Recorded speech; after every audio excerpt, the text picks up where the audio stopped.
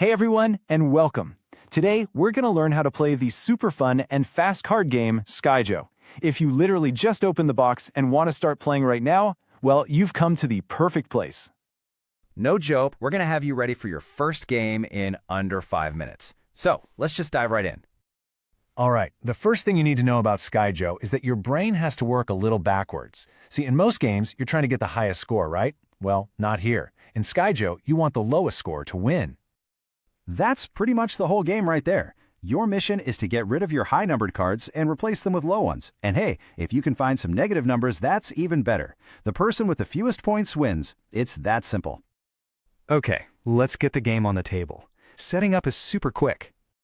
First, give the deck a good shuffle and deal out 12 cards face down to every player. You're going to arrange those cards in a little 3x4 grid in front of you. Plop the rest of the deck in the middle to make a draw pile, and then flip the top card over to start the discard pile. Now, everybody takes a look at their own grid and flips any 2 of their 12 cards face up. To see who goes first, just add up those 2 revealed cards. Whoever has the highest total gets to kick things off. So the game is set up. Now, what do you actually do? The gameplay is really simple, and on your turn, you've got a key decision to make.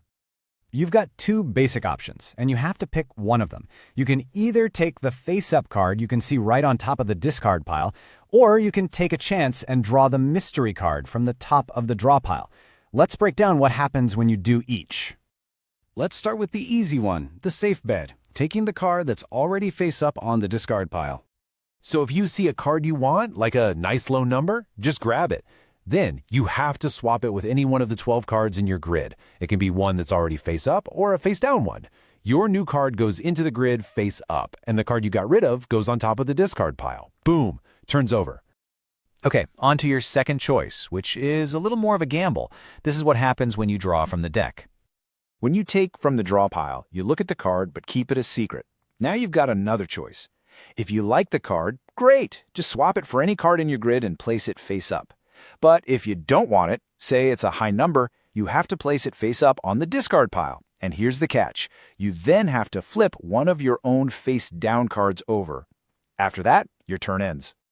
Now for my favorite part of this game, there's a special rule that can totally change your score in a heartbeat. It's called the column clear. You've got to watch your vertical columns, the ones that go up and down. If you ever manage to get 3 of the exact same number in a single column, poof, you immediately discard all 3 of those cards. They're just gone from the game for that round. This is absolutely the best way to nuke your score. So you're swapping cards and clearing columns, but how does a round actually end? And more importantly, how do you win? Let's talk about scoring. The end of the round is triggered by a single player. As soon as someone has all 12 of their cards flipped face up, the end of the round begins. But hold on, it doesn't stop instantly. When one person finishes, every other player at the table gets one last turn. This is your final chance to improve your hand before we count up the points. Okay, after those final turns are done, it's time for the big reveal. Everyone flips over all their remaining cards. Then you just add up all the numbers in your grid, and that's your score for the round. Make sure you write it down because you'll be keeping a running total. Now, ending the round is a pretty bold move, and it comes with a pretty big risk. This is where the penalty rule comes into play. Listen up, because this is crucial. If you're the player who ended the round, you better be sure you have the lowest score.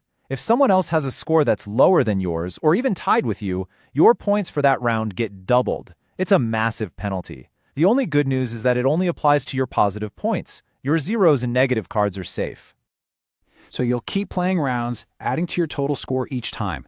The whole game finally ends as soon as any player's total hits 100 points or more, and the winner? Simple. The player with the lowest overall score wins it all. And that's basically it. Before you go play, let's just do a quick recap of the most important things you need to remember. First, your goal is always the lowest score. Second, I know it's tempting, but no peeking at your face-down cards. Third, if you draw a card you don't like, you must discard it and then flip one of your own cards. Fourth, be careful about ending the round. It's a power move, but if you're not confident you're winning, that double-point penalty can be a killer. And finally, always be hunting for that column clear. It's your ticket to a great score. And that's it. You are officially ready to play SKYJO. It's a fantastic game of luck, timing, and knowing when to push that luck just a little bit. So, are you ready to go out there and aim for that sweet low score? Go have fun with your first game.